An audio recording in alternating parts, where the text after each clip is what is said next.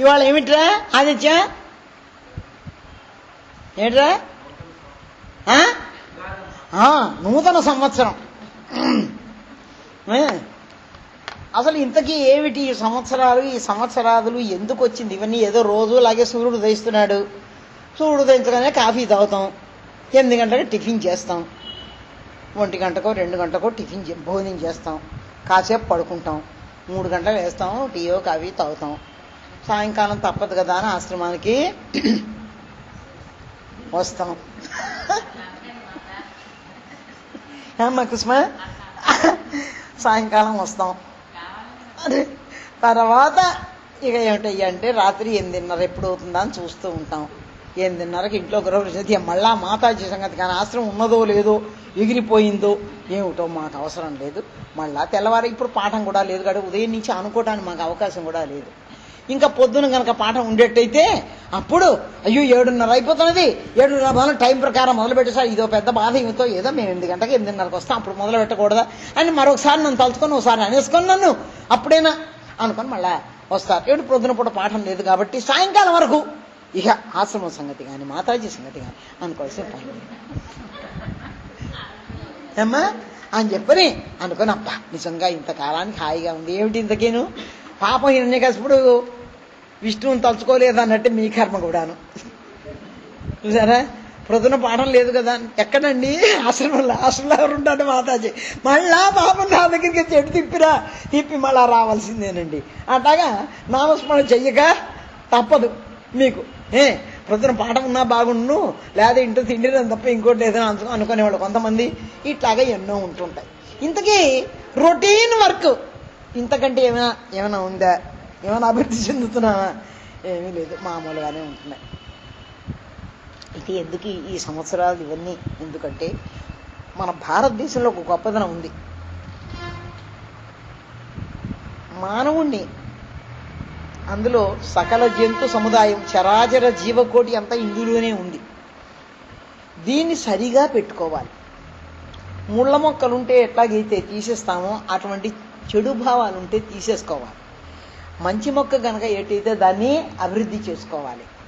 పువ్వు పూసేదైతే పువ్వు పూసి ఆనందిస్తాం, అది పువ్వు పూస్తే. అట్లాగే ఆకులుగా ఉంటుంది, అంతవరకు ఆకుపచ్చ ఆకులు వచ్చి ఎర్రని ఆకులు ఆ పైన వస్తాయి. అది దానికి భగవంతుడు పెట్టింది. అది చూసరికి అబ్బా ఇంతవరకు ఆకుపచ్చ ఆకు ఎక్కడి నుంచి వచ్చిందో, ఈ ఎరుపు ఎందులోంచి వచ్చిందో అని చెప్పి చూస్తాం. అది ఆయనకి తెలుసు కానీ మనకు తెలియదు కదా. ఫోన్లే దాందే ఉంది, 4 ఆకులు తెచ్చి రంగులు వేస్తే బాగుంటుందా ఏమిటన్నా ఒకవేళ వేస్తాం అనుకోండి, వేసినా బాగుంటుందా? బాగుండదు. ఆయనంతా ఆ సహజం అయింది. చూడండి, ఆ చెట్టు ఉంది, మధ్యలో ఆ ఎరుపు ఏమిటి, చుట్టూ ఆకుపచ్చ అంచు ఏమిటి. ఎంత డిజైన్ ఇంజనీర్ అయినా అంత బాగా చేయగలండి చెప్పండి. వాడు బొందలా వేస్తాడు ఒక్కొక్క చీరలకి, వాడికి చేత కాదు వాత కాదు, వాడికి చచ్చేంత జీతం. ఈయన పాపం ఏ జీతం ఇస్తున్నారు, ఏమైనా చేస్తున్నారండి చూడండి. అయినా కూడా ఆ చుట్టూ దానికి కొన్నిటికి కొంచెం చుట్టూనేమో హంసులుగా ఉంటాయి. ఎన్నెన్ని రకాలు ఆయనకి ఇంకో పని లేదేమో అని అనిపించేట్టుగా ఉంటుంది. పోనీ ఇన్ని పనులు చేసే బదులు మనని బాగు చేయకూడదు, ఈ పని పెట్టుకోదు. వీడికి కర్మ లేదు కాబట్టి అట్లా చేసేస్తాడు. మనకు కర్మ ఉంది కాబట్టి మీ కర్మలే అంటాడు. ఎవడైతే కర్మ లేకుండా ఉంటాడో వాడిని పట్టించుకుంటాడు ఆయన. మన కర్మ లేకుండా లేవు కదా, అంచేత మన కర్మ మనని వదిలేస్తున్నాడు. కర్మ ఎవడైతే నాశనం చేసుకుంటాడో ఆయన నువ్వు నేను ఒకటే అనరా అంటాడు. ఆయనకి ప్రపంచం ఒకలేదు, ఈ మహాత్ముడికి ప్రపంచం ఒకలేదు. ఆయనకి ఏ కోరికలు లేవు, ఈయనకి ఏ కోరికలు లేవు. లోకా సంస్థ సుఖినోభవంతు అనుకుంటాడు ఆయన, అట్లాగే లోకా సంస్థ సుఖినోభవంతు అనుకుంటాడు ఈ మహాత్ముడు. ఎందుకని ఇద్దరు ఒకటే కాబట్టి. అందుచేత మనకి ఆ అహం బ్రహ్మాస్మి లేకపోతే ప్రజ్ఞానం బ్రహ్మ అనే స్థితిని తెలియజేయడానికి ఎన్ని కోటాను జన్మ గడవనివ్వండి, అయినప్పుడు కూడా అద్వైతానుభూతిని పొందేంత వరకు చెప్తూనే ఉంటుంది. మానవుణ్ణి మహాత్ముడిగా మలిచేంత వరకు ఊరుకోదండి. నువ్వు అట్లా కూర్చున్నావు, నువ్వు శాస్త్రబద్ధంగా కూర్చోవాలి, కన్ను మూసు కూర్చో, కన్ను ఎందుకు తిప్పుతుంటావు మాడికి అసలే మనకి చెప్పలేస్తాం. అటెవరు వచ్చారు ఇటెవరు వచ్చారు, ఎందుకు కన్ను మూసుకో కూర్చోకూడదు దేనికి? ఇట్లాంటివన్నీ కూడా మీరు ఆత్మసంయమయోగం చదివారు కదా నిన్న. ఇవన్నీ ఏమిటి అంటే మానవుణ్ణి ఒక కంట్రోల్లో పెట్టడానికి కావాలి. ఏ విధంగా కొన్ని వస్తే అభివృద్ధి చెందుతుందో, చెట్టుకి ఏ ఏ మందులు వేస్తే, ఏవేవి వేస్తే, ఎరువులు వేస్తే అభివృద్ధి చెందుతుందో, అట్లాగే మానవుడు మోక్షాన్ని పొందాలంటే ఏ ధర్మం కావాలో, ఏ అర్థాన్ని దేనికి వినియోగించాలో, కోరికని దేనికి వినియోగించాలో, మోక్షాన్ని ఎప్పుడు పొందుతాడో అన్నిటినీ కూడా ఒక పంథాలో, ఒక మార్గంలో పెట్టి నడిపినటువంటివి. అంతేకాదు సోమరతరంగా ఉన్నటువంటి వాళ్ళని గ్రహణం వచ్చిందనేసరికి అక్కడ కడిగేసుకుంటాం. మనకి రోజు నిత్యగ్రహణం, ఇక్కడ మాత్రం కడుక్కోం కదా. అప్పుడు ఎప్పుడో వచ్చిన గ్రహణం, సూర్యగ్రహణం, చంద్రగ్రహణం వస్తే పట్టు స్నానం, విడుపు స్నానం, ఆ స్నానం, ఈ స్నానం, ఎన్నో స్నానాలు చేస్తూనే ఉంటాం. ఎన్ని చేసినా మల నిర్మోచనం పుంసాం జల స్నానం దినే సకృతి గీతాంబసి స్నానం సంసార మలమోచనం అని చెప్పాడే, అట్లాగా ఈ స్నానాలు చేసేస్తున్నాం. అక్కడ రాహువు కేతువు పడుతున్నాడు అంటున్నాం. మనం నిత్యము రాహువు కేతువులు ఏమిటి, ఎన్నో మనకి రాహువులు కేతువులు పడుతూనే ఉంటాయి. నిత్యం గ్రహణమే మనం, అందుకనే రోజు స్నానాలు చేస్తాం. రోజు మనకు పట్టేవేలు. అంచేత ఈ గ్రహణాలు లేకుండా ఉండే పరిస్థితి ఏమిటయ్యా అని చెప్పని అనుకుని, ఈ గ్రహణం పట్టేది ఏమిటండి, అవలక్షణాలన్నీ మనకి రాహు కేతువులా ఉండి గ్రహణాలు పడుతూ ఉంటాయి. ఇటువంటి అప్పుడు శుభ్రం చేసుకోవాలని అక్కడని, ఆ రోజు జపతపాలు చేసిన సక్రమంగా బాగా చక్కగా ఉపదేశం పొందినవాడు చక్కని మంత్రం కనుక ఆ రోజు చేసుకునేట్టయితే చాలా మంచిదని, దానికి పట్టు ఉంటుందని మన వాళ్ళు చెప్పుకుంటూ వచ్చారు. ఇట్లా ఇవన్నీ ఎందుకు చేశారంటే బాహ్యమైన శుద్ధి కూడా కావాలి, బాహ్యంగా అన్నీ తెలుసుకోవాలి అని. అందుకని ఇల్లు కడుక్కుంటాం, అన్నీ కడుక్కుంటాం, కానీ ఈ లోపల కడుక్కోలేకపోతున్నాం. దానికి కావాల్సినవి కొన్ని, దీనికి కావాల్సిన కొన్ని. ఏ చీపురు తీసుకొచ్చి లేకపోతేనేమో ఏదైనా తీసుకొచ్చి లోపల వేసేసుకొని చీపురు వేసి కడుక్కోగలమా? గొంతులోంచి పంపించి చీపురుని చేయలేము. అవి బయట మాత్రం ఇక్కడ ఏదో ఉందని చెప్పి అరగంట దాన్ని రుద్ది దాన్ని చేసుకోవడానికి ప్రయత్నం చేస్తాం. కానీ ఈ లోపల కావాల్సింది అది ఎక్కడుంది, ఇక్కడ ఎట్లాగే ఇది చీపురు మూల పారేసినా తీసుకొచ్చి అది వేసి ఏరియల్ పౌడర్ వేసుకొని రుద్దుకున్నావో, అట్లాగే ఇక్కడ కూడా లోపల రుద్దుకునేవి కొన్ని గ్రంథాలు ఉన్నాయి. ఆ గ్రంథాలు చెప్పేవాళ్ళు వ్యక్తుల దగ్గర వెళ్ళాలి. అసలు దేని అర్థం ఏమిటో గ్రహించుకోవాలి, అసలు ఎందుకు ఇక్కడి నుంచి పోవాలో గ్రహించుకోవాలి. ప్రపంచంలో నష్టమైంది ఏదో తెలుసుకో, నిత్యమైంది ఏదో తెలుసుకో. అనిత్యాన్ని వదిలిపెట్టు, నిత్యాన్ని పొందడానికి ప్రయత్నం చెయ్యి. దానికి ఏ కృషి చెయ్యాలో దానికోసం చెయ్యి. అన్నం కావాలంటే నువ్వేం చేస్తున్నావు, అన్ని పదార్థాలు వండుకున్నావు. నీకు బయటికి వెళ్ళి ఒక చీర కావాలి వాళ్ళ అని అనుకుంటే, కొత్త చీర కట్టుకోవాలంటే ఏం చేస్తున్నావు, ఇంట్లో కూర్చొని చీరని దక్షిణం ఏమైనా పలికితే వస్తాయా? రాదు. దేవుడా అని చెప్పిన వెళ్ళి ఆ షాపులో వెళ్ళి ఒక అరగంట, ఆ షాప్ నచ్చకపోతే పక్క షాప్కి వెళ్ళి గంటన్నర వేస్ట్ చేసుకొని మనం ఏదో ఒక చీర కొని తెచ్చుకుంటామా లేదా? చేస్తున్నాం. ఇవన్నీ చేస్తున్నాం. మరి అన్ని గంటలు అన్ని మరి దేవుడికి వినియోగిస్తున్నామా? వినియోగించుకోలేకపోతున్నాం. కారణం ఏమిటి? అసలు వాడి మీద బుద్ధి లేదు. ఈ మొత్తంలో వాడు కూడా పాపం ఒకడులే అని ఎప్పుడైతే అనుకుంటున్నామో వాడికి విలువ ఇవ్వటం లేదు. వాడికి విలువ ఇచ్చినటువంటి వాడిని ఆయన గ్రహించుకొని వీడిని విలువ గలవాడిగా చేస్తాడు. తనకి విలువ లేదనుకోండి అసలు ఆయన ఏం చేయడు. తన్ని నమ్ముకున్నవాడిని నట్టేట ముంచడు, నమ్మని వాడిని ఏమీ చేయడు. మనమైతే ఒళ్ళు మంట, ఆయన అట్లాగే ఆయన ఒళ్ళు మంటలేదు. ఒళ్ళు ఉంటే కదా అసలు మండడానికి. ఆ కారణం చేత ఎట్లాగైనా ఈ అజ్ఞానంలో పడి కొట్టుకుంటూ ఇది నాది, ఇది నాది, ఇది నాది, పక్కవాడిది నాది, ఈ వీధిలో ఉన్నదంతా నాది, ఈ ఊళ్ళో ఉన్నదంతా నాది, హైదరాబాద్లో ఉన్నది నాది, అప్పిగట్లో ఉన్నది నాది, ఎక్కడెక్కడ నీ నావేనామని ఏడుస్తున్నటువంటి ఒరే ఆ నా ఎందుకురా, తీసేయి, నాది లేదు అనుకోవడం నేర్చుకోరా అని చెప్పని మనకి చెప్పడానికి మనకి ఇవన్నీ వచ్చాయి. అందుకని జీతం వచ్చినటువంటి వాడు ఎట్లాగైతే లెక్క వేసుకుంటాడో, దీన్ని ఖర్చు పెట్టాలి, అన్ని జాగ్రత్త ఉంచావా, పాలవాడికి ఇచ్చావా, పేపర్ వాడికి ఇచ్చావా, వాడికి ఇచ్చావా, వీడికి ఇచ్చావా అని ఎట్లాగైతేనేమో లెక్కలు అడుగుతుంటాడో అన్నీ ఇచ్చావా అని చెప్పని ఇంకా 300 మిగిలిందండి. మరి అవును, మనకు అదే మిగులుతుంది. ఆ 300తో కూరగాయలు కొనుక్కొని జాగ్రత్త ఎలాగ గడుపు అని ఎట్లాగైతే చెప్తాడో ఇంట్లో, అదే విధంగా సంవత్సరానికి ఒక్కసారి లెక్కలు వేసి మన వాళ్ళు దేని కంప్యూటర్ పెట్టుకునే లేవు. కంప్యూటర్ కంటే ఫుల్ స్పీడ్లో వెళ్ళినటువంటి ఇది మనస్సు కదా. వాయువేగ మనోవేగములు అన్నారే, అట్లా అటువంటి దాంతో వెళ్తూ ఉంటుంది. ఇది ఊరికేనే లేదు. అన్ని కంప్యూటర్ కనిపెట్టాం, ఇది కనిపెట్టాం అని మనస్సు కంటే మించింది ఏం లేదండి. అందుకని కానీ లౌకిక జీవితంలో ఇవన్నీ కావాలి. అయితేనే గొప్ప. వాడు సాఫ్ట్వేర్ ఇంజనీర్ అండి, బా ఏం ఆనందం అండి. మా వాడు అక్కడ ఉన్నాడండి, పరమానందం. ఏమండి ఆయన మహాత్ముడు అయ్యాడు, ఏమిటో లేండి కదా. అక్కడ ఎంత నీరసం వస్తుందో ఏమిటో లేండి అంటాం. అంటే ఒక మహాత్ముడు అయ్యాడంటే, మంచివాడు అయ్యంటే మనకి లెక్క లేదు. మరి అటువంటి లెక్కలేనప్పుడు మనం మంచి ఏం సంపాదించుకుంటామండి? మంచికి విలువ ఏమిటి? అందుకని ఎప్పటికైనా వీళ్ళు మంచికి విలువ గ్రహించుకోవాలి. దేన్ని ఎంతవరకు ఉపయోగించుకోవాలో మన కాలంలో 24 గంటల్లో మనం ఎంత పోతున్నది, మరి రాత్రి నిద్రకి ఎంత పోతున్నది, వంటకి ఎంత పోతున్నది, తిండికి ఎంత పోతున్నది, మిగతా పనులు సర్దుకోవడం ఎన్ని పోతున్నది, అనవసర ప్రసంగాలతో ఎంత పోతున్నది, బయటికి వెళ్తే ఎంత టైం వేస్ట్ అవుతున్నది, ఇవన్నీ లెక్కలు వేసుకోండి. అన్నీ వేసుకుంటే నిజంగా మనం దేవుడికి ఎంత ఉపయోగిస్తున్నాం. 24 గంటల్లో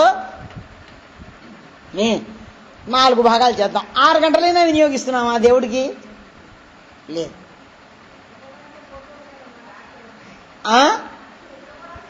పోనీ నిద్ర తీసేయండి, తీసేసిన సగం పోయిందనుకో, 24 గంటలు 12 గంటలు తీసేయండి అందాం కాసేపు, మిగతా 12 గంటలు ఉంది పోనీ అందులో లెక్కేద్దాం. అట్లా వేసిన 4 పెట్టి భాగించండి, 4 3 అప్పుడు 3 గంటలైనా దేవుడికి వినియోగిస్తున్నామా? లేదు. పోనీ 3 గంటల్లో వెయ్యండి, 3 గంటల్లో ఎన్ని నిమిషాలు ఎన్ని సెకండ్లో వెయ్యండి, దేవుడికి వినియోగిస్తున్నామా? లేదు కదా.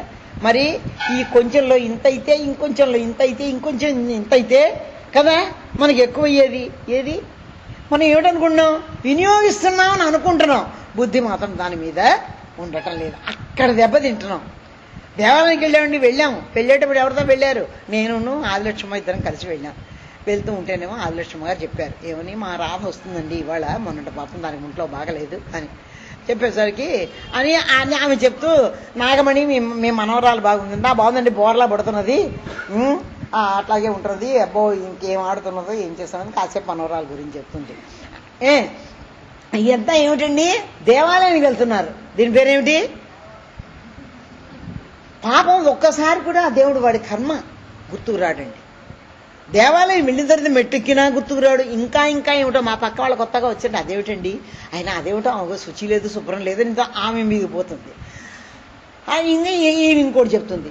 ఇట్లా మొత్తానికి అన్నీ అక్కడికి వెళ్ళిన తర్వాత, దేవాలయంలోకి వెళ్ళిన తర్వాత మనకి మంచి బుద్ధి పుట్టదు. ఏ కాంచేత అంటే చెప్పారు, దేవుణ్ణి ప్రతిష్ఠ చేసినటువంటి వ్యక్తి యొక్క భావం, తర్వాత భగవంతుడు ఆయనకి ఎప్పుడూ ఒకటే రకం అనుకోండి. ఇక పూజారి అందరి మనసులను ఆకర్షించుకోవాలండి. మనకు అటువంటి పూజారులే లేరు, వాళ్ళకు నమస్కారం. ఎందుకంటే వాళ్లే మన చెడగొడుతున్నది. విన్నా నేనేమనుకోను, నాకు భయం లేదనుకోండి, వాళ్ళ ముందే చెప్తాను కావాలంటేను. వెళ్ళగానే మనం ఇంతవరకు అయిపోయింది కదా, మళ్ళీ త్వరగా వెళ్ళాలి, మళ్ళీ ఇట్టించి మాట్లాడుకోవద్దు అని చేత ఆ కాసేపు ఉండదు.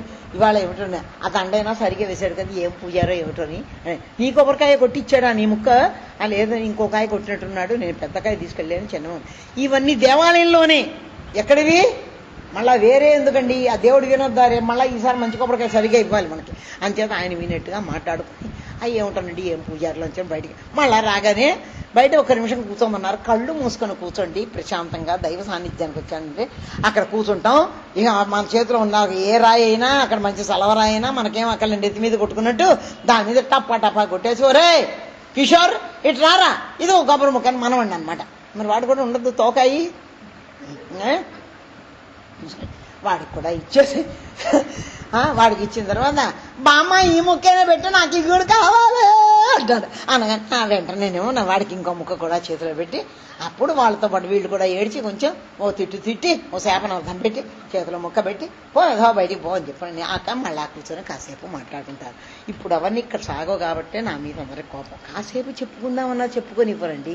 ఇదే మాతాజీ అండి, ప్రాణాలు తీసేస్తుంటేను అయినాను కాసేపు చెప్పుకుందామంటే చెప్పుకొని ఇవ్వరు. ఇవన్నీ ఎప్పుడు వచ్చావని అడుగుదామంటే భయమే. ఎప్పుడు వచ్చావని ఇటు చూసి అడుగుతామండి, భయం మాకు, ఎక్కడ పీక పిసుకుతుందో మీద పడుతుందో అని చెప్పి.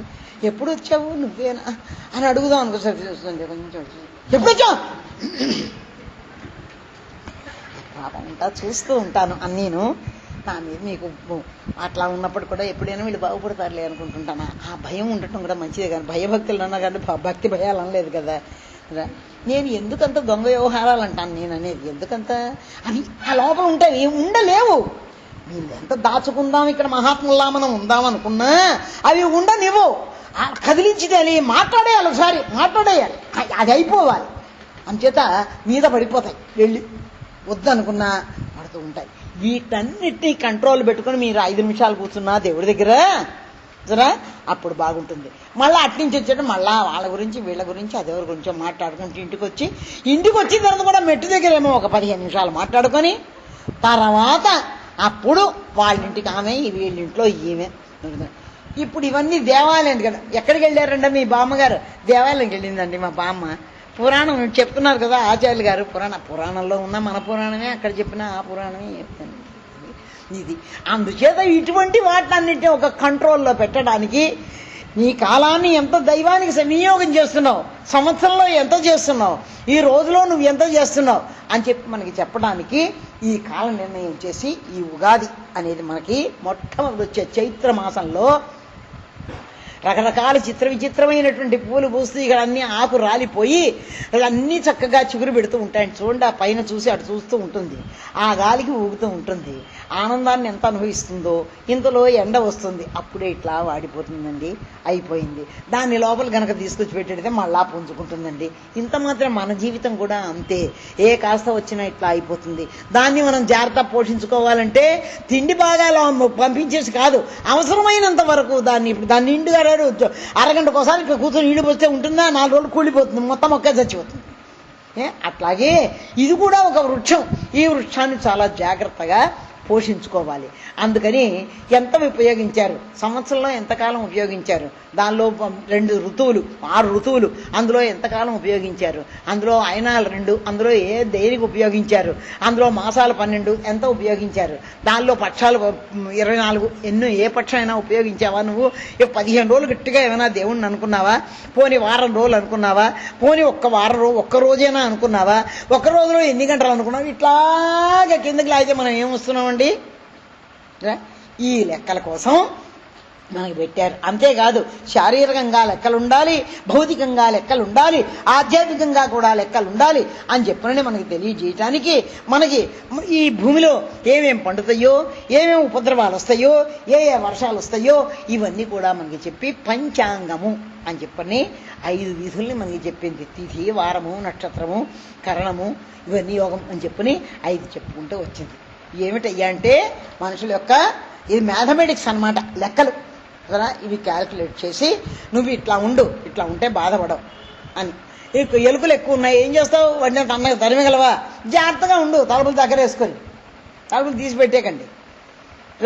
ఇట్లాంటివన్నీ మనం జాగ్రత్త వహించడానికి భౌతిక జీవితంలో, ఆధ్యాత్మిక జీవితంలో కూడా రకరకాలు కొరికేస్తుంటాయి లోపల. వాటిని కూడా అట్లాగే లోపలికి జ్వరబడనివ్వకుండా తలుపులు వేసుకొని ఎట్లాగైతే అన్నీ లోపలికి రాకుండా ఉంటున్నావో నువ్వు, అదేవిధంగా కూడా ఈ రకరకాలన్నీ లోపలికి జ్వరబడకుండా జాగ్రత్తగా ఉండు అని చెప్పి ఎప్పుడు గ్రహణాలు, ఎప్పుడు మంత్రజపం ఎక్కువ చేసుకోవాలో అని అంటూ మానవుడు బయట బాహ్యశుద్ధి, అంతఃశుద్ధి కూడా చేసుకోవటానికి వీలుగా మనకి పర్వదినాలన్నీ వచ్చాయండి. ఉగా అంటే నక్షత్రము, ఉగాది అంటే నక్షత్రపు నడకతో ప్రారంభమైందండి మనకి. అందుకనే మనకి ఏది వచ్చినా కూడా అన్ని నక్షత్రాలను బట్టి ఖగోళాన్ని బట్టే భూగోళం మీదకి వస్తాయి. కన్యారాశి ఎప్పుడైతే సింహరాశి మీద ఉదయించిందో అప్పుడు మనకి దేవీ నవరాత్రులు వస్తాయి. అది ప్రొద్దున కనిపిస్తుంది సూర్యోదయంతో. వినాయకుడి నక్షత్రం హస్త నక్షత్రం పూర్వం ఎప్పుడైతే కనిపించిందో అప్పుడు మనకి వినాయక చవితి వస్తుంది. ఎవరు పట్టించుకో చూస్తున్నారండి? పోనీ చూద్దామంటే అన్ని అపార్ట్మెంట్సే, సూర్యుడే ఒకంతటి రాడు, కనిపించడు. ఇంకా ఈ నక్షత్రాలు ఇవన్నీ ఎక్కడ కనిపిస్తాయి? తెల్లవారుసాము చూడాలి. ఇవన్నీ మన వాళ్ళు ఆ పైనుంచి కిందకి దించారు. మళ్ళీ ఎక్కడికి వెళ్ళాలి? కింద నుంచి మళ్ళా ప్రయాణం పైకే సాగించాలి. అది మన సంప్రదాయం. అందుచేత ఈ పర్వదినాలన్నీ పెట్టుకుంటూ వచ్చారు. పెట్టి దాన్ని విభాగాలు చేసి కాలం ఇన్ని రకాలు ఉంది, కాలాన్ని సద్వినియోగం చేసుకో అని మనకు బోధ చేయటానికి తెలియజేసుకుంటూ వచ్చారు. అందుచేతనే ఉగాదితో ప్రారంభమయ్యి లెక్కలు వేసుకొని ఎక్కడ ఎట్లా ఉండాలో, ఏ రకంగా ఉండాలో చక్కగా వేసుకో, అనవసరంగా అప్పులు చేయొద్దు, అనవసరంగా బాధపడద్దు అని చెప్పండి. అన్నీ మనకి చక్కగా ఒక పద్ధతిలో వివరించి జాగ్రత్తగా చేసుకోమని చెప్పి ఇబ్బంది పడకుండా ఉండమని. లౌకిక జీవితంలో ఇబ్బంది పడద్దు, ఆధ్యాత్మిక జీవితంలో కూడా ఇబ్బంది పడద్దు. ఇవన్నీ విన్న తర్వాత ఏమవుతుంది? అవి వస్తున్నాయి, ఈ దుర్భిక్షాలు ఏమిటి, ఈ అతివృష్టులు ఏమిటి, అనావృష్టులు ఏమిటి, ఎందుకు వస్తున్నాయి ఇవన్నీ అని అనేసరికి వెంటనే ఈ ఉగాది కాగానే వెంటనే శ్రీరాముడు తయారైపోతాడు. శ్రీరామనవమి వస్తుంది. ఆయన ఏం చెప్తారు, ధర్మాన్ని ఎప్పుడైతే తప్పుతావో ఒరే మానవా, నీకన్నీ అతివృష్టులు అనావృష్టులు అన్నీ వస్తాయిరా. నేను ధర్మాత్ముని రాజ్య పరిపాలన చేసేటప్పుడు నెలకి 3 వర్షాలు పడేవి. ఇప్పుడు 3 సంవత్సరాలకు 1 వర్షం కూడా పట్టంలా.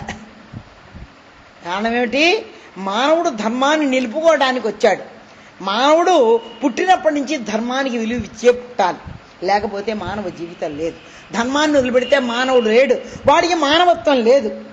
అందుచేత ధర్మం అనేది తప్పకుండా ఉండాలి. ఉన్నప్పుడే నీకు సకాలానికి వర్షాలు పడతాయి, మంచి పంటలు పండుతాయి, నీకు హాయిగా చక్కగా అన్ని పండుతాయి, ఇంటికి చేరతాయి, ఏ వర్షాలు నీకు ఆటంకం కలిగించవు, మంచి ధరలు వస్తాయి, నీకు డబ్బు వస్తుంది అన్నీ అని చెప్పని పెట్టి ప్రతి మానవుడు కూడా ధర్మాత్ముడు కావాలి అని చెప్పి ధర్మస్వరూపుడు అయినటువంటి రామచంద్రుడు శ్రీరామనవమికి చెప్పాడు. చూడండి, ఇవి ఏమంటారు, వసంత ఋతువు కాబట్టి వచ్చాయి. అంతేకాదు వసంత ఋతువులో వచ్చేది కూడా ఎక్కడో ఉన్నటువంటిది, అంతకుముందు ఎక్కడుందో తెలియదు, ఏమరుస్తుందో తెలియదు, దాని కేర్ ఆఫ్ అడ్రస్ తెలియదు. అయినప్పటికీ వసంత ఋతువు రాగానే వెంటనే వస్తుంది కోయిల. ఆ చక్కగా ఆ మామిడి చెట్టు చివర కూర్చున్నటువంటిది, ఆ చెట్టు చివర ఉన్నటువంటి చిగురిని తీసుకుంటూ కోసుకుంటూ ఉన్నటువంటిది, తింటూ ఉన్నటువంటిది. అది ఎందుకయ్యాటే గొంతు చక్కగా బాగు చేసుకోవడానికి ఆ మామిడి చిగురు తిని, మరి తిన్నాను కదా నేను కూడా ఏమైనా చెయ్యాలి కదా అని చెప్పి దానికి కూడా తెలుసునండి అని వెంటనే ఏం చేస్తుంది, వెంటనే చక్కగా కూస్తుందండి. ఆ కూత విని ఎక్కడ కూస్తున్నదా, జామ చెట్టు మీద, కరివేపాకు చెట్టు మీద, దేని మీద అని చెప్పని బయటికి వస్తాం. కాయ కరుస్తుంటే ఎవరైనా వస్తారండి? రాదు. ఏదో కాకి ఒకటే అరుస్తుంది కానీ ఒరే తోలిరా అంత. కోయిల్ని తోలిమని ఎవరన్నా అంటారండి? అన్నారు. అంతేకాదు, మనం తోలుదా ఉన్నది ఎక్కడో పైన మనం కిందన ఉంటాం. మహాత్ములు కూడా అంతే. చూసారా, వాళ్ళు నువ్వు ఎక్కడ తోలినా ఏం ప్రయోజనం లేదు, వాళ్ళ స్థానంలో వాళ్ళు ఎప్పుడూ ఉంటారు. గ్రహించుకోకపోవడం అనేది అది నీది అంతే అని చెప్పని ఆ చిగురుటాకులు జంపాల్లో హాయిగా ఉయ్యాలుతూ చక్కగా తింటూ ఉన్నటువంటి ఆ కోయిల స్వరం చక్కగా వినిపిస్తుంది. ఈ మాసాలు ఈ వసంత ఋతువులో మాత్రమే. తర్వాత మళ్ళా అది ఎక్కడ వెళ్తుందో, ఎక్కడ కూస్తుందో, ఏం చేస్తే మళ్ళా ఎప్పుడు వస్తుందండి? వసంతకాలంలోనే వస్తుంది. అట్లాగే మనం పక్వదశ పొందితే వసంత ఋతువులా ఉండేట్టయితే ఏ మహాత్ముడో వచ్చి మనకి చక్కగా అన్నీ చెప్తాడు. మనం వసంత ఋతువులా లేకుండా ఎందుకని వసంత ఋతువు ఎందుకయ్యా అంటే మంచి ఎండలకి తాపం ఎక్కువ, మంచినీళ్ళు ఎక్కువ తాగుతూ ఉంటాం. సరే అబ్బా అబ్బా అనుకుంటుంటా. అంత ఆవేదనగా నీకు దైవం మీద కలిగేట్టయితే తప్పకుండా భగవంతుడు వస్తాడు. అందుకని నువ్వు వసంత ఋతువులా ఉండు. వసంత ఋతువు ఎప్పుడైతే మంచి ఎండలతో అంతా ఉందో తర్వాత వచ్చేది ఏమిటండి? వర్ష ఋతువు. వెంటనే చల్లగా ఉంటుంది. అట్లాగే తపస్సు బాగా చేసుకుంటున్నటువంటి వాడి, అనుభవాన్ని పొందినటువంటి వాడు ఎక్కడికైనా వచ్చిన తర్వాత ఎట్లా ఉంటుంది? వాడి జీవితం చల్లగా, శాంతిగా, ప్రశాంతిగా, హాయిగా ఉంటుంది. అది వర్ష ఋతువు తర్వాత వచ్చేది. ఇట్లాగా అన్నీ ఒక పద్ధతిలో, ఒక క్రమ పద్ధతిలో అన్నీ ఏర్పాటు చేశారు మన వాళ్ళు. అందుకని ఇప్పుడు కూడా మనం 9 రోజులు చేసుకుంటాం. దీన్ని ఏమంటారు? వసంత నవరాత్రులు అని చెప్పి పెట్టారు పేరు. ఎందుకంటే వసంతకాలంలో వస్తుంది కాబట్టి. ఈ వసంత నవరాత్రుల్లో మానవుడు ఏం చేయాలంటే ధర్మాత్ముడుగా నేను అభివృద్ధి చెందాలి. నా ధర్మం నాకుంది, నాకు తల్లి ధర్మంగా ఉంది, కొడుకు ధర్మం కొడుకు పాటించాలి. దేని ధర్మాన్ని అది పాటించినప్పుడే అది ఉంది. చూడండి, చెప్పా పెట్టకుండా పువ్వు పెట్టేస్తుంది. ఇంకోటి వద్దు మనకి, ఏమిటి? మామిడి చెట్టు. మా శారదమ్మ జయంతికేమో ఆ మామిడి మండలు కోసుకొస్తే అన్నీ కడతాం. రామకృష్ణ జయంతి కోస్తే ఒప్పుకోను అంటాయి. ఏమిటి? మామిడి పిందెలు. శారదమ్మ జయంతికేమో కోసి పెట్టుకుంటుంది ఆమె. ఆ తర్వాత వెంటనే నేను పువ్వు పూస్తుందండి. ఆ పువ్వు పూసిన తర్వాత కాయ అవుతుంది. ఇక తర్వాత కొయ్యటానికి వీలు లేదు. ఎంతవరకు? ఇక పండు పండేంతవరకు అంతే. అట్లాగా పక్క దశ రావాలి సుమా. కాయకపోతే పర్వాలా, కానీ కాయ కాసిన తర్వాత అది పక్క దశకు రావాలి, అది పండు పండాలి, నీకు తినటానికి యోగ్యం కావాలి. అట్లాగే ఈ చెట్టును కూడా అట్లాగే పెట్టుకో, పండిపోవాలి రా. పండిపోయిన తర్వాత మరి ఇంకేం లేదు, అందరూ తినేస్తారుగా ఆనందంగా. అబ్బాయి ఏం పండండి, చాలా బాగుందండి అన్నట్టుగా. అట్లాగే అవతల మహాత్ముడి జీవితం కూడా అట్లాగే ఉంటుంది ఆ రకంగా. కానీ ఆ చెట్టు పూసి ఎంతమందికి ఆనందాన్ని కలిగి మామిడిపోతా బా కమ్మని వాసన అండి. అప్పుడే జీడి మామిడి కూడా పూస్తుందండి, దాని కూడా అప్పుడే ఎంత కమ్మని వాసన వేస్తూ ఉంటుందోనండి, చాలా బాగుంటుంది. ప్రక్కన మా భీమునిపట్నం బీచ్ రోడ్డుని వెళ్తూ ఉంటే ఈ జీడి మామిడి చెట్లు ఉంటాయి కదా, ఈ మామిడి చెట్లు ఉదవసి ఎంత కమ్మని వాసన వేస్తూ ఉంటుందో అట్లాగా. వాటికి ఏమిటయ్యా అంటే అవి ఎందుకు వింటాయి? ఇప్పుడు చూడండి, నిన్న చెప్పానే, వాటికి ఆకులు పెడుతూ ఉంటాయి, అట్లా వెళ్తూ ఉంటాయి, పైన వెళ్తూ ఉంటుంది, అంతే పైకి పోతూ ఉంటుంది అంతే. మనం కట్ చేయవలసిందే తప్ప, లేకపోతే పైకి వదిలేస్తాడు, అది వెళ్తూనే ఉంటుంది. అట్లాగా అత్యున్నతమైనటువంటి భావాలతో ఉన్నాడు, సుసంస్కారవంతుడైనటువంటి వాడు వెళ్తూ ఉంటాడు. అట్లాగా ఇక్కడ ధర్మాన్ని నువ్వు చక్కగా శాఖోపశాఖలుగా వర్ధిల్ల చేసుకొని తర్వాత నువ్వు చెయ్యి. దాని తర్వాత వచ్చేవి ఏమిటయ్యి అంటే చైత్రం, వైశాఖం. వైశాఖ మాసం వచ్చేసరికి మొట్టమొదటి వచ్చేది ఏమిటి? శంకర జయంతి వస్తుంది. ఒరే అట్లా ఉండిపోతావు ఏంట్రా, ఎన్నిసార్లు పుడతావురా, అందుచేత అద్వైత అనుభూతిని పొందరా అని చెప్పి మనకేమో ఆయన అద్వైత అనుకూలంగా ఎన్నో గ్రంథాలు రాసి ఇచ్చారు. తన జీవితాన్నంతా మన కోసమే వినియోగించాడు. 12 సంవత్సరాలు 16 సంవత్సరాల జీవితాన్ని 32 చేసుకొని మహాత్మా ఆశీస్సుల ద్వారా వచ్చాడు. అది పరీక్షిత్ పొందలేకపోయాడు, చూసారా? కృష్ణ దర్శనం పొందాడు, అయినప్పటికీ కూడా అది సాధ్యం కాలేదు. ఏకంచేత ఆయన కర్మ అక్కడికి సరి, అందుచేత చేయలేదు. కానీ శంకరుడు సాక్షాత్తు శంకరుడు కాబట్టి ఆయన ఇష్టం, పొడిగించుకోవచ్చు, వద్దనుకుంటే మానుకోవచ్చు. అక్కడ ఇద్దరికీ ఉన్న తారతమ్యం అది. ఈయన సామాన్య మానవుడు, ఆయన సాక్షాత్తు శంకరుడు, అది ఇద్దరికి ఉన్న తారతమ్యం. అట్లాగా మొట్టమొదట శంకర జయంతి. శంకర జయంతి రాగానే వెంటనే నృసింహ జయంతి. ఒరే ఇట్లా భయంకరంగా ఉంటే కానీ ప్రపంచంలో చెయ్యలేవు సుమా అని చెప్పన్నట్టు ఉంటాడు. ఆ తర్వాత వచ్చేది బుద్ధ జయంతి. అంటే ఒరే ఇవన్నీ కనుక సాధిస్తే ఇట్లా ఉంటావరా అన్నట్టుగా ప్రశాంతమైన దివ్యమూర్తి మనకి కనిపిస్తాడు. అది అయిపోయిన తర్వాత నువ్వు ఎంత ఉన్నా చపలత్వం పోగొట్టుంటే కానీ బుద్ధుడిలాగా ఉండలేవు, రాముడిలాగా ఉండలేవు అని చెప్పి తర్వాత హనుమత్ జయంతి వస్తుంది వైశాఖ మాసంలో. ఈ వైశాఖ మాసం అయిపోగానే అదే విశాఖ నక్షత్రంలో వస్తుంది వైశాఖ మాసం, చిత్త నక్షత్రంలో వస్తుంది చైత్రమాసం. వైశాఖం జ్యేష్ఠ మాసం జ్యేష్ఠ నక్షత్రంలో వస్తుంది. చైత్రం, వైశాఖం, జ్యేష్ఠం ఈ 2 మాసాలు కాగానే వస్తుంది ఆషాఢ మాసం కదా. ఈ ఆషాఢ మాసం రాగానే వెంటనే ఇక వర్షాలు మనకి ప్రారంభం అవుతాయి కాబట్టి అందువల్ల చైత్రం, వైశాఖం, జ్యేష్ఠం అయిపోయింది కదా, ఆషాఢ మాసంతో వర్షాలు ప్రారంభమవుతాయి అవుతాయి కాబట్టి మానవుడు కూడా సక్రమంగా అన్ని సాధన చేస్తే ఇక చల్లబడతాడు వాడు కూడాను అని చెప్పి అంత తాపం కలిగి అంత తపస్సు చేసి అంత కనుక చేసేటైతే ఆఖరికి ఎట్లా ఉంటాడు? శాంతి ప్రదాతగా ఉంటాడు, బుద్ధ భగవానుడే కదా అట్లా ఉంటాడు అని చెప్పి చెప్పడానికి మనకి ఆ ఆషాఢ మాసం వచ్చేసరికి అంతవరకు బుద్ధ భగవానుడి వరకు బాగుంది. ఆషాఢ మాసంలో ఏమిటంటే సాధకుడు అయినటువంటి వాడు, దేవుడు కావాలి అనుకున్నటువంటి వాడు ఈ 4 మాసాలు ఇదిగో ఇట్లా ఉండాలి, ఈ రకంగా ఉండాలి అని అంటూ ఆషాఢంలో తొలి ఏకాదశితో ప్రారంభమై కార్తీక మాసం వరకు 4 మాసాల వరకు చాతుర్మాస్య దీక్షతో ఒక జీవితాన్ని ఒక క్రమబద్ధంగా వింటారు. పచ్చడి నూరుకోవాలంటే మా పింతండి అంటూ ఉండేవాడు. ఓ రోజు భిక్ష పిలిచారు, వెళ్ళాను. పిలిచిన తర్వాత కంది పచ్చడి చేస్తున్నానమ్మా అంది మా పిన్ని. ఆహా అన్న తర్వాత నాకు ఏ పచ్చడి చేస్తే ఏం పోయిందండి మనకి అంటే మా పింతండి అన్నాడు వెంటనే, అమ్మా ఏమిటివి మిక్సీలు వచ్చిన తర్వాత పచ్చళ్ళు చేస్తున్నావు బాగుంటారు లేదురా తల్లి, అవి ఎంతైనా ఆ రోట్లో రుబ్బటం వేరు, ఇటు ఒక ఏమిటది రాయి అటు రాయి, ఆ రెండింటి మధ్యలో పడినటువంటిది ఆ రుబ్బితేనే దాని రుచి అన్నాడు. జీవితం కూడా అంతే, 2 కష్టాల మధ్య ఇరుక్కుంటేనే బాగుంటుంది, అంతేగాని అన్నీ సుఖంగా జరిగిపోవాలంటే ఎప్పుడు బాగుండదు.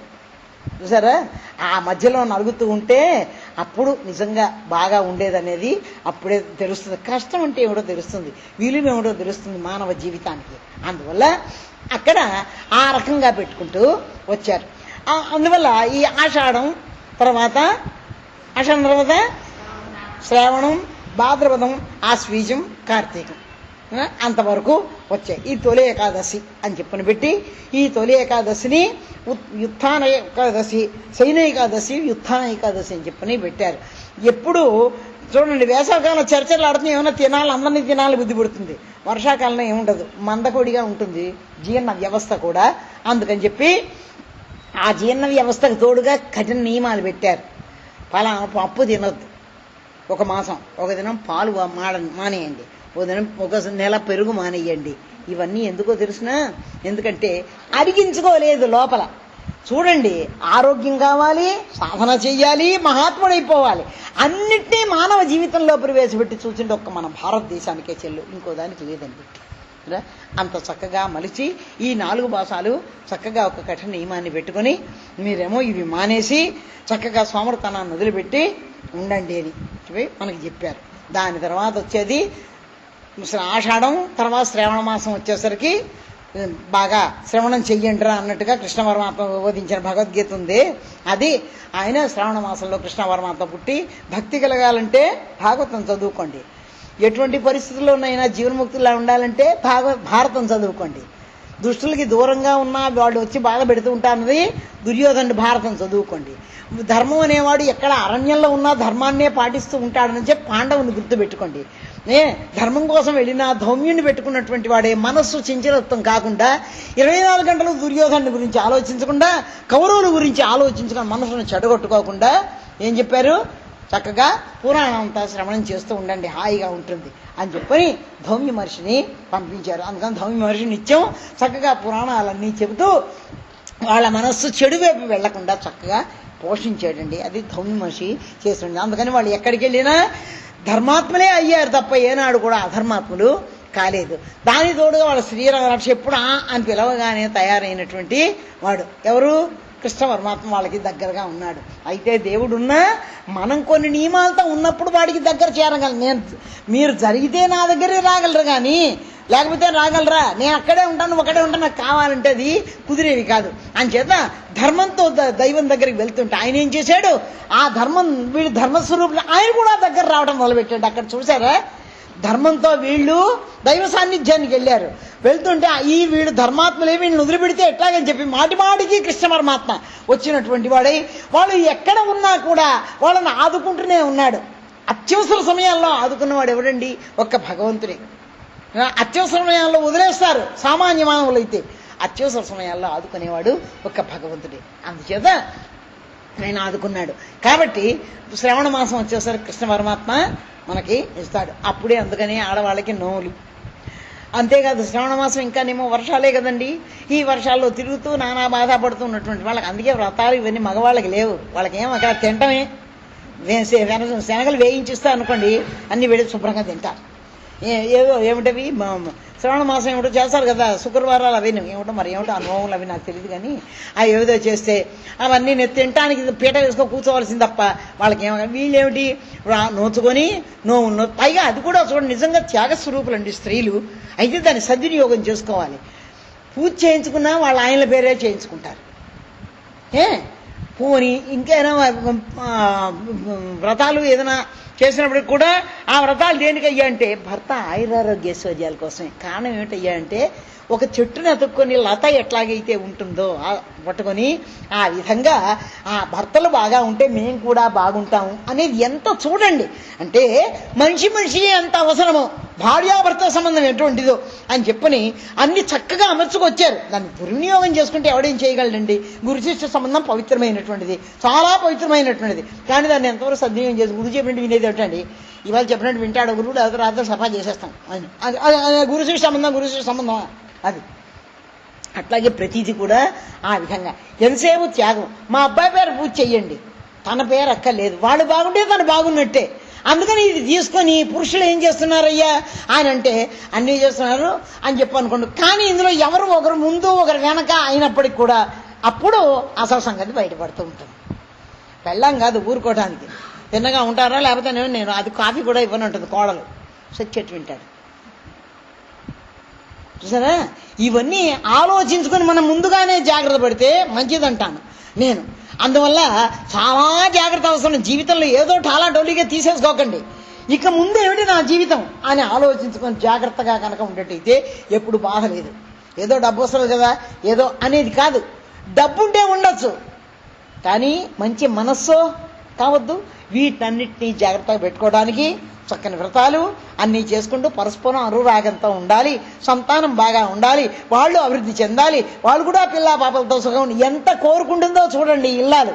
ఆ విధంగా శ్రవణ మాసం అంతా నోములతో వ్రతాలతో చక్కగా వరలక్ష్మి వ్రతం చేసుకొని, వరలక్ష్మి మనం ఏ వరాలు అడిగినా ఇచ్చే లక్ష్మి అండి. అటువంటి వరలక్ష్మిని కొలుచుకున్నటువంటి వారే కృష్ణ పరమాత్మ. మాకు ఇంత డబ్బు వచ్చినా నిన్ను మర్చిపోలే అన్నట్టుగా కృష్ణ పరమాత్మ భగవంతుణ్ణి మర్చిపోకుండా ఆయన్ని చూసుకొని చేస్తాం. అంతేనా, ఉట్లు కొడతాం, ఇవన్నీ చెప్పాను కదా, ఉట్టింటే ఏమిటో మీకు ఇదివరకు చెప్పానుగా. 2 గుంజలు బాస్తారు, ఆ మధ్యలో కర్ర కడతారు, దానికేమో మధ్యలో ఒక కుండలో పెరుగు పెడతారు, వెన్న పెడతారు, పెడతారు మూత పెడతారు, దాన్ని కొట్టండి అంటారు. అందరూ కొట్టగలరండి? ప్రపంచం అందరూ మహాత్ములు అయిపోగలమా? మన సంస్కారాలు వెనక్కి బీగుతుంటే మహాత్ములు ఎక్కడ అవుతాం? దుర్మార్గులు కాకుండా ఉంటే చాలు, మంచి రాకపోతే మాని. కానీ ఓహో ఏమొస్తారండి ఇవాళ ఉట్టి కొడతామండి. నేను ఉట్టిగా కొట్టండి తప్ప ఉట్టి కొట్టరు ఎవరు. ఎందుకంటే ఉట్టిగా రాయి చూసాడు డామ్ అని కొడతాడు, అది ఆ పక్క వాడికి వెళ్ళి ఇక్కడ తగులుతుంది. అక్కడి నుంచి నన్ను కొట్టేవరా అని చెప్పి అరగంట పోటాడుకొని పోలీస్ స్టేషన్కి వెళ్ళి నానా గొడవ ఈలోగా ఇది నిలిచిపోతాయి. ఇట్లా అన్ని కొట్టుకోవరే అట్లా ఏమండి అంటారు. మొత్తానికి ఎవరో ఆ సమయానికి ఏం కొట్టేయలేదు, ఇట్లా వచ్చి సరిగ్గా వాడి కంట్లో పడుతున్నారు రాయిచ్చి. ఇట్లాగా మొత్తాన్ని కొట్టుకొని ఆఖరి చచ్చి ఆఖరికి ఎవడికో ఒకడికి, ఎప్పుడంతేనండి ఎవడికో ఒకడికే సాధ్యం ఉంది. ఏమిటది, లాటరీలు కట్టిన వాళ్ళు అందరికీ వస్తాయా 1,00,000 రూపాయలు చొప్పున? ఎవడికో ఒకడికే వస్తుంది. అట్లాగే అది కొట్టి ఈ తమో గుణం అనేది దాన్ని చీల్చుకోండి. తమో గుణం అనేది శరీరం, అందుకనే స్థూలంగా కూర్చుండదు, మొద్దు, ఇదో మొద్దు అవతారం. ఇది దీన్ని తీర్చుకోండి. లోపల నీళ్లు ఉన్న ఏ రజోగుణం కలిగ, దానిలో ఉన్న వెన్నందే సత్వగుణం, ఈ 3 అని చెప్పని అన్నిటికీ ఒక నియమాలు, ఒక పద్ధతి పెట్టి చక్కగా పెట్టాడు.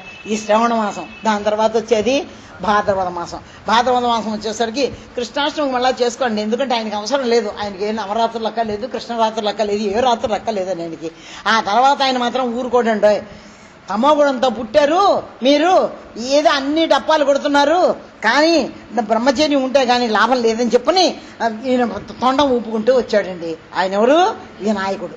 సరే, ఆ వినాయకుడు ఆయన బ్రహ్మచారి అయినా మనం ఏం చేసాం అయ్యా అంటే, ఆయనకి బుద్ధి సిద్ధి ఒక్క పెళ్ళమైనా నీకు అని చెప్పని పాపం ఆయనకి 2 పెళ్ళాలు పెట్టాం. సరే ఏం పెడుతున్నా, అదే మీరు బాగుపడండి, మీరు బుద్ధి ముందు పొందండి, మీరు శుద్ధి పొందండి చాలు, ఆ 2 నా పెళ్ళాలే. ప్రతి మనం బుద్ధి సిద్ధి 2 కూడా ఎన్ని పెళ్ళాలో ఆయనకి, అంతే కదండి. బుద్ధి సిద్ధి కలిగి ఉండటమేగా మనం చేయవలసింది. ఆ 2 మనకి లేవు కాబట్టి ఆయన పెళ్ళాలు లేరు. ఆ బుద్ధి సిద్ధి కలిగి ఉండాలి. ఇవి మనకి చెప్పడానికి అని చెప్పి ఇవన్నీ పెట్టి, నిజంగా వాళ్ళకి పెళ్ళిళ్ళు అయ్యని అనుకోకండి. సరే, అదంతా కృష్ణుడు బలరాముడు ఎట్లాగైతే ఈయనేమో కృషి చేస్తూ ఉంటే ఆయన నాగలు పట్టుకొని దున్నుతుంటాడు. ఆ నాగలికి కాసినవి 2 పశువులు, అచేతనమైన దానికి చేతనం 2 ఎద్దులు ఉంటేనే పొలం దున్నుతుంది. అట్లాగే చిన్న అహంకారం ఉంటే కానీ సాధన చేయలేదు. నేను సాధన చెయ్యాలి, ఆయనకి కనిపించి నాకు ఎందుకు కనిపించలే అనే పట్టుదల ఉంటే తప్ప లేదు. అయితే ఏమిటోలే అని ఇట్లా నిద్రపోతుంటే ఎట్లాగండి, అంతవరకు ఇంత ఉండాలి రజోగుణం, దానికోసమని పెట్టారు. అట్లాగా ఈయన కూడా వచ్చినటువంటి వాడి విద్య కావాలి అంటే, ఏది కావాలన్నప్పటికీ కూడా ముందు ఏకాగ్రత కావాలయ్యా. అది ఎప్పుడు వస్తుందో తెలుసిన, నువ్వు ప్రపంచాన్నంతా తల్లిగా చూడగలిగినాడు వస్తుంది. అక్కడ పెట్టాడండి వచ్చిన చిక్కు. అది సులభమా కాదు, కానీ దానికోసం ప్రయత్నం చేయి అని చెప్పని విద్యాబుద్ధుల్ని ప్రసాదించడానికి అందరి దేవతలు ఒకటే మొత్తం అంతా కలిపేస్తే. కానీ వాళ్ళకి ఇష్టమైన దేవుడు వాళ్ళు స్వాధీనం చేసుకున్నటువంటి వాళ్ళే వాళ్ళకి ఆ రూపంలో కనిపించేసరికి ఆ రూపంలో మనకే ఒక దేవతని ప్రసాదించుకుంటూ వచ్చారు. అట్లాగా భాద్రపద మాసంలో నువ్వు బ్రహ్మచర్యాన్ని శీల సంపద భద్రంగా కలిగి ఉండవాయ్ అని చెప్పని భాద్రపద మాసం మనకి చెప్తుంది. ఆ భాద్రపద మాసం తర్వాత వచ్చినటువంటిది, భాద్రపదం తర్వాత ఆశ్వీజ మాసం. ఆశ్వీజ మాసం వచ్చేసరికి, ఒరే అబ్బాయి నిజంగా నువ్వు భాద్రపద మాసంలో నువ్వు బ్రహ్మచారి సరిగా ఉన్నావు కాదో నేను తేలుస్తాను. ఇప్పుడు పరీక్షలు, అంతమందిని జగన్మాతగా దర్శిస్తున్నావో లేదో అని చెప్పని దేవీ నవరాత్రులు వచ్చాయండి. అందుకని గణపతి నవరాత్రులు ఉన్నాయి. గణములకు పతి గణానాం త్వా గణపతికం హవామహే అని చెప్పనుందే. అవి గణములంటే ఇంద్రియములు, ఇంద్రియములకు పతి కావాలి అంటే ఇంద్రియజయం కలిగి ఉండాలి. ఆ ఇంద్రియజయం లోకంలో నీకు ఇంద్రియజయం ఉందో కదా మాకేం తెలుస్తుంది?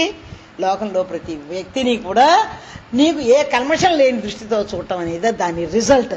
అది దేవీ నవరాత్రులు. ఆ దేవీ నవరాత్రుల్లో పూజాధికారులు సలుపుకొని, అందుకని పగల పూజలు కాదండి, రాత్రి పూజలు ముఖ్యం. జగదంబకి రాత్రి తమోగుణం, ఆ తమోగుణం పోయేట్టుగా ఆ జగదంబను ఆరాధన చేయమని చెప్పుకుంటూ వచ్చారు. దాని తర్వాత కార్తీక మాసం. ఇక అంతకుముందు శక్తి, అంతకుముందు వినాయకుడు, దాని తర్వాత వచ్చేది శివుడు. ఈయనకంతా అమ్మవారు నిజంగా కనుక లోకాన్ని నువ్వు ఆ దృష్టిలో నువ్వు ఎప్పుడు చల్లగానే ఉంటావు అన్నట్టుగా మళ్ళా కార్తీక మాసం వచ్చేసరికి చక్కగా ఎప్పుడు చల్లగా ఉంటావు. నీళ్లు పోయించుకున్నా పోయించుకోకపోయినా ఏం చేసినా కూడా ఎప్పుడైతే మనస్సు లయం చెందుతుందో అప్పుడు చల్లగా ఉంటావు. మనస్సు లయం చెందినంతకాలం నీ ఇష్టం ఎగిరేరు గంతులు వేస్తుంటావు. ప్రపంచం తీరది, ఎగిరేరు గంతులు వేసేది మనస్సు, అది ప్రపంచం నిశ్చలంగా ఉండేది. నిశ్చలం మోక్ష ఉచ్యతే అన్నట్టుగా ఉండేది అని చెప్పని కార్తీక మాసం మనకి చెప్తుంది. అది వ్యుత్థాన ఏకాదశి అని అన్నారు. కార్తీక మాసం నుంచి లేస్తుందండి.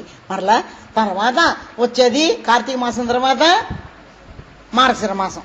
మార్గశిర మాసం మాసానాం మార్గశీర్షోహం అన్నాడు కృష్ణ పరమాత్మ భగవద్గీతలో. కాబట్టి మార్గశిర మాసం వచ్చేసరికి అసలు నీ మార్గం ఏమిటో ముందు నువ్వు గ్రహించుకో, దాన్ని ప్రధానంగా పెట్టుకో. ఏ మార్గం లేక ఎక్కడికి వెళ్తున్నావు ఏమో, ఏం తింటావు ఏమో, అంటే ఎట్లా, ఏ ఊరు వెళ్దాం అనుకున్నా ఏ ఊరికి ఏమో అంటే ఎట్లాగా. కాబట్టి ముందు నువ్వు ఒక మార్గాన్ని నిర్దేశం చేసుకో అని మార్గశిర మాసం చెప్తుందండి. ఒక్కొక్క మహాత్ముడు ఒక్కొక్కసారి మనకి పుట్టి దారి చూపిస్తూనే ఉన్నారు. మార్గశిర మాసం తర్వాత పుష్యమాసం. పుష్యమాసం అంటే నేను పుష్పమాసం అంటూ ఉంటాను. చక్కగా వికసించి అది ఉండాలి ఆ పుష్యమాసంలో. అప్పుడు పుష్యమాసం తెల్లగా ఉంటుందండి, మంచు చల్లగా పడుతూ ఉంటుంది, బ్రహ్మాండంగా ఉంటుంది. నిజంగా చలికాలం చాలా మంచిది. ఆ పుష్యమాసం వచ్చేసరికి పుష్యమి నక్షత్రంలోనే వస్తుందండి పుష్యమాసం. ఆ పుష్యమాసంలో నువ్వు సాధన ఎక్కువ చేసుకో అని చెప్పి పుష్యమాసం తెలియజేస్తుంది. ఇది అందరికీ శూన్యమాసం కింద లెక్క. శూన్యం అయితే కానీ, మనసు శూన్యం అయితే కానీ ఆనందం కలగదండి. అదే పుష్యమాసం యొక్క గొప్పదనం. దాని తర్వాత వచ్చేది మాఘమాసం. ఒరే ఇవన్నీ వచ్చిన తర్వాత ఇక మాఘం లేదు, రాఘం అంటే పాపం, మా అఘం చూసారా, నీకు పాపం లేదు. ఏకాంచేత అంత ముందు నిన్ని నెల నుంచి నిన్ను పనులు చేస్తున్నావే, నిజంగా చేస్తే నీకు ఇంకెక్కడిది పాపం అన్నట్టుగా అభయం ఇచ్చేట్టుగా ఇస్తుంది మాఘం అని చెప్పి. దాని తర్వాత నిజంగా నీకు మాఘంలో పాపం లేకుంటే తెల్లగా ఉంటావు, రోజు ఫాల్గుణ మాసంలాగా ఫల్గుణంలాగా ఉంటావు, తెల్లగా ఉంటావు చక్కగాను అని చెప్పి ఫాల్గుణ మాసం తెలియజేస్తుంది. అందుకనే ఫాల్గుణ మాసం వచ్చేలోగా లోపల కల్మషాలన్నీ పోయి నల్లవన్నీ పోయి అన్నీ పోతాయి అని చెప్పడానికి మనకి మహాశివరాత్రి వచ్చింది. ఇది అసలు వరుస. అయితే ఈ ఒక్కొక్క దానికి ఒక్కొక్క పేరు పెట్టారు. అందుకనే ప్రారంభంలోనే ప్రభవ నామ సంవత్సరం. ప్రభవ ప్రతిదీ పుడుతూనే ఉంటుంది. ప్రభవ అంటే ఏమిటండి, భవ అంటే పుట్టుక, ప్రభవ అని. ఆ అనేది ఉపసర్గ. ఆ ప్రభవ అనే దానికి నిజంగా ఒక ప్రత్యేకంగా మానవ జీవితం పుట్టిందండి. దాన్ని ధర్మంగా నడుపుకుంటూ పోయి యథార్థమైన స్థితిని పొందటమేను. అందుకని ప్రభవ నామ సంవత్సరం మొట్టమొదటిది. చివరిదో అక్షయనామ సంవత్సరం. నువ్వు పుట్టినటువంటి వాడి మరలా పుట్టకు, అక్షయ నామ సంవత్సరంలోకి రావాలి అని చెప్పి అక్షయుడిక. ఈ ప్రపంచం అంతా భవంలో ఉంటే క్షయం అవుతూ ఉంటావు. ప్రభవంలో గనక అనిపించుకున్నామంటే నేను ఎందుకు పుట్టాను అని ప్రశ్న వేసుకుంటే సాధన చేస్తే అక్షయుడు అవుతావు. అది అని చెప్పని మన పేర్లు కూడానేమో ఆ నామాలు అవి కూడా చక్కగా పెట్టారు.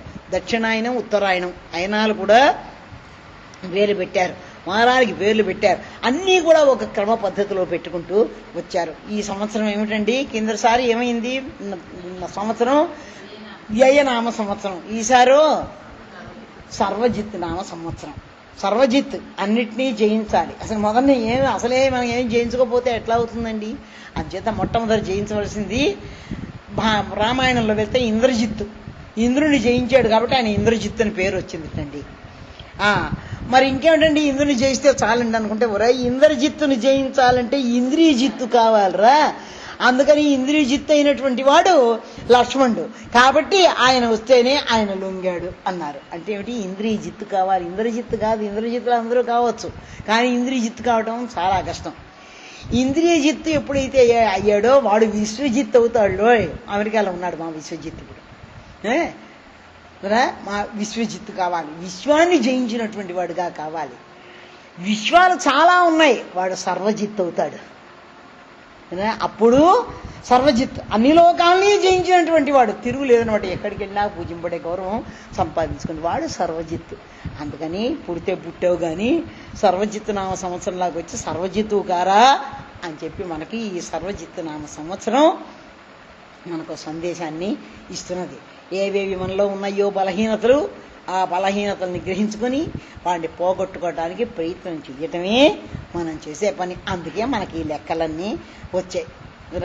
ఆ లెక్కలు ఈ మందు ఈ టైంకి వేసుకోవాలి, ఈ మందు ఈ టైంకి వేసుకొని అంటే వేసుకొని ఆరోగ్యాన్ని ఎట్లాగైతే పుంజుకుంటున్నాము, ఈ సమయానికి వెళ్ళాలి, ఈ రోజు పండగ రోజు అని చెప్పి ఎట్లాగైతే దేవాలయానికి వెళ్తున్నాము, అట్లాగే మనలో ఉన్న అవలక్షణాలన్నీ పోవాలి అంటేనేమో ఒక మంచి సాంగత్యం, ఒక మంచి గ్రంథ శ్రవణం, ఇటువంటివన్నీ చేస్తూ వీలైనంత వరకు చూసారా మాటలు తగ్గించుకొని చేతలు ఎక్కువ చేసుకునేట్టుగా ప్రశాంతంగా కూర్చోవడానికి ప్రయత్నం. మనం చెప్పానే భావనాంశం దేవాలయానికి వెళ్తే ఏమిటి, దేవుడిని చూడటానికి వెళ్తాం.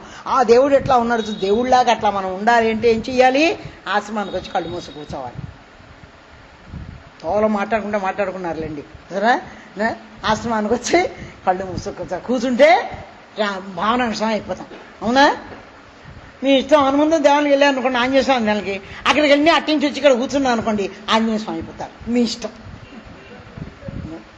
అది అంచేత ప్రశాంతంగా జీవితాన్ని సర్వజిత్ అనే దానికి పొందటానికి మనకి ఈ సంవత్సరం మళ్ళా మనకు వచ్చింది.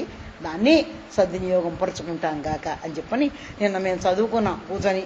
ఎవరెవరికి ఆదాయం ఎంత, వ్యయం ఎంత అని చెప్పని ఒకటి సర్లే బాగున్నది నాకు వేసేసుకున్నాను నేను. మరి అంతే, ఆదాయం వ్యయం ఎంత ఇదేనే. ఇప్పుడు ఆదాయం వ్యయం ఎక్కువ, ఆదాయం తక్కువ ఉందనుకో, వ్యయం 14, 2 వ్యయం ఉందనుకో, ఆదాయం ఉందనుకో, అందులో నేను తీశాను 12 ఆదాయం లెక్క. అట్టడి పనులు చాలా చేశాను. అయితే నేను ఊరికేనే అంత కూర్చొని నవ్వుకుంది తప్ప ఇంకేం లేదు. అవన్నీ లెక్కలు వేసుకోకండి. ఆదాయాలు వద్దు మనకి. మీకు ఎందుకు వచ్చింది లేదు, మీ ఆయన సంపాదిస్తున్నారు, ఆదాయాలు మీకున్నాయి. మీకు మరి ఇంకా ఆదాయాలు సరే ఇవన్నీ పెట్టుకోకండి. ఇక మనమేం ఆదాయం చేసుకోవాలి మంచిది అని చెప్పి ఈ ఆదాయం కోసం తాపత్రయపడండి. పడితే ఇది పుణ్య పురుషార్థం వస్తుంది. వాళ్ళ ఆదాయాలు వాళ్ళు ఉంటారు, తీసుకొచ్చి ఇస్తే కూర కొనండి, లేకపోతే ఊరుకుని ఉత్తన్నం పెట్టండి, వాళ్ళే తెచ్చుకుంటారు కూరలు, లేకపోతే అట్లాగే తింటారు, ఉత్తన్నం పెట్టండి సరే. అది జగద్గురు మహారాజీకి. గోపాల్ ఎర్రగా చూస్తున్నాడు నా వైపు.